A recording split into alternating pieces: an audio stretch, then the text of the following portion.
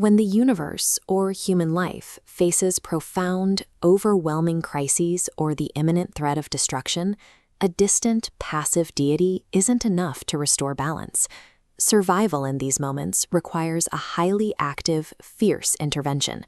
This intervention comes through a specific triad: Shiva, Dakshina-Kali, and Bhairava. Visually, they occupy entirely different roles. You have a serene, meditative ascetic, a terrifying dark goddess, and a fierce, wrathful child. Ancient Puranic and Tantric texts describe these entities as nodes in a synchronized circuit, pulsing with a shared energy.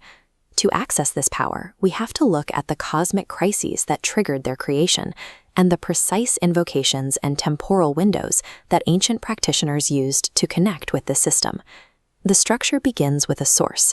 According to the Shiva-Puraan, Shiva exists as the unmanifest, the silent, and the absolutely peaceful cosmic ground state.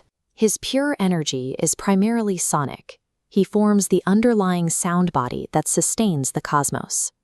In this section of the Shiva-Puraan, the text explicitly links Shiva's supreme form to the Omkar, the syllable Aum. The text defines this as the vibration that provides direct knowledge of his true nature. Moving down the same page, the text shows the Omkar manifesting into the Panchakshara mantra, Om Namah Shivaya. This 5-syllable sequence serves as the vibrational foundation that powers the more active, fierce forces of the triad. However, sound and meditation alone cannot neutralize physical threat. When reality is under attack, Shiva's peaceful energy requires a dynamic, fierce manifestation to protect it. When that supreme energy manifests as Adya Shakti, the primordial active power, she takes the form of Dakshina-Kali, the kinetic counterpart to Shiva's static presence. The Kalika Puraan details the specific origin of her title. This passage explains that Yama, the god of death ruling the south, or Dakshin, flees in terror at the sound of her name. Because her presence causes death to retreat, she is known as Dakshina-Kali. This power becomes accessible within specific temporal windows.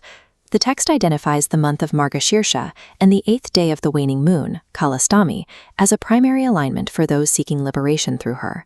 Furthermore, the Puraan designates the months of Magh and Ashwin as the most effective periods to establish her presence for fulfilling specific earthly needs. While Kali resolves the absolute fear of death, the system provides a different response when immediate, worldly crises threaten the cosmic order. This response is documented in the story of the demon Apad, whose attacks on the heavens forced the gods to seek a fierce, tactical intervention. The texts describe how the Tejas, the intense glowing energy of all the gods, fused into a single point. This fusion created Bhairava, an entity appearing as a 5-year-old boy, designed specifically to resolve immediate crises. His origin as Kal Bhairava is similarly tied to the restoration of order. When the creator god Brahma grew arrogant, Shiva manifested as a pillar of light, and as Kal Bhairava, severed Brahma's 5th head to re-establish the cosmic hierarchy.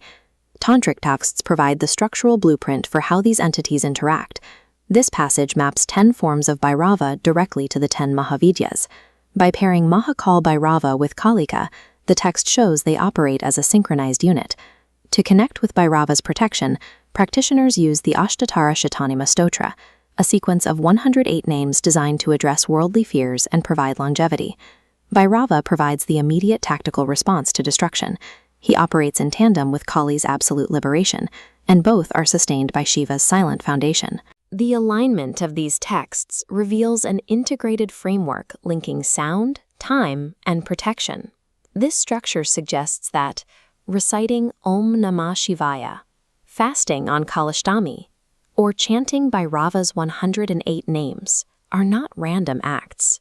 These specific observances allow a practitioner to align with the fundamental rhythm described in the Puranas. By combining the correct invocation with the prescribed date, a practitioner connects with the entire circuit: Shiva's supreme consciousness, Bhairava's immediate protection, and Dakshina-Kali's ultimate liberation.